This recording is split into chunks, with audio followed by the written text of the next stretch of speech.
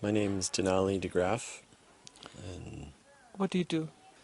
I build musical instruments. I've been doing it since 2003, when I was privileged to work with a master instrument maker, Guillermo Martinez, in Southern California.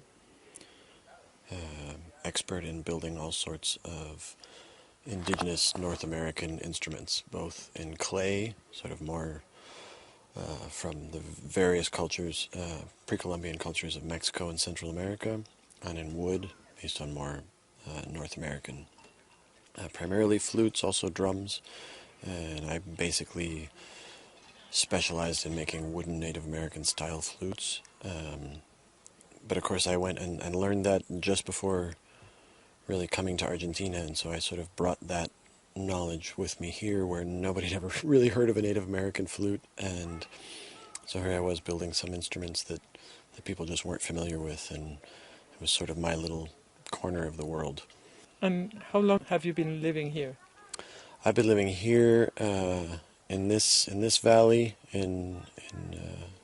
around El Bolson for 19 years now, and on this piece of land for almost 10, because we arrived with my eldest daughter in utero, so she's now 9, and so yeah, almost 10 years.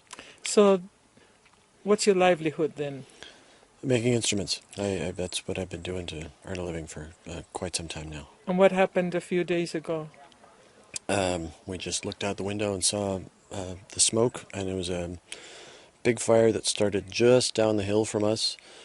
Very close. We were very close to the beginning of it, and I ran out to see how close it was. My partner started grabbing some things to throw in the car to evacuate. She took off. Thankfully, our children were at a friend's birthday party and they didn't have to live through the really quick evacuation. I stayed with a neighbor. We had his car to get out with.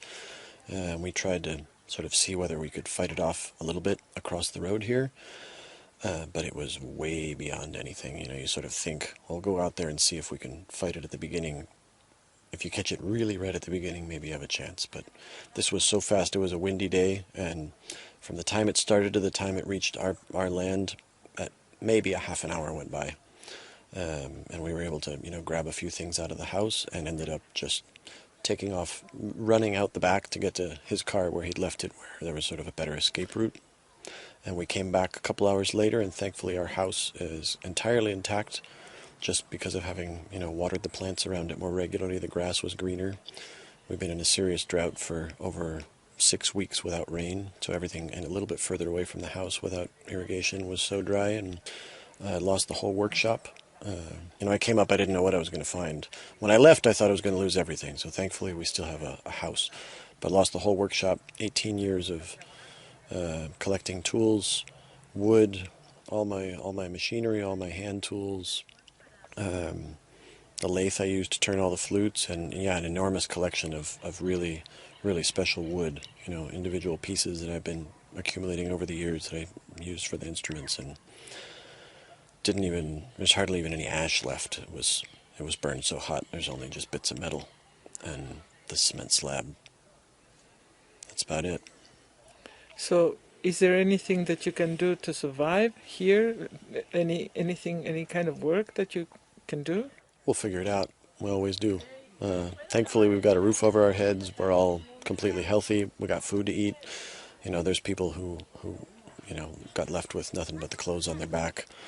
I mean, this was one of the fastest moving fires I've ever even seen around here. It ripped through half the valley in a matter of an hour or two.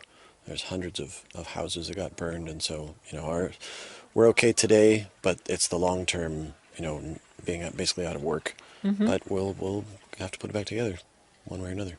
My name is Malavika. I dance. That's mainly what I do. It's what I do and what keeps me alive. I'm here in Patagonia, at the foot of a mountain called Piltriquitron. I'm here with my family, my partner, our 2 children, Anjali and Zakir. We just had a huge fire pass through here. It burned a lot of the area, a lot of down the mountain. we have our house, which is amazing. We're so grateful. But both our spaces, of our workspaces, got burned. So we're kind of dealing with that alongside. There's people in the neighborhood that weren't so lucky and they had their houses burned.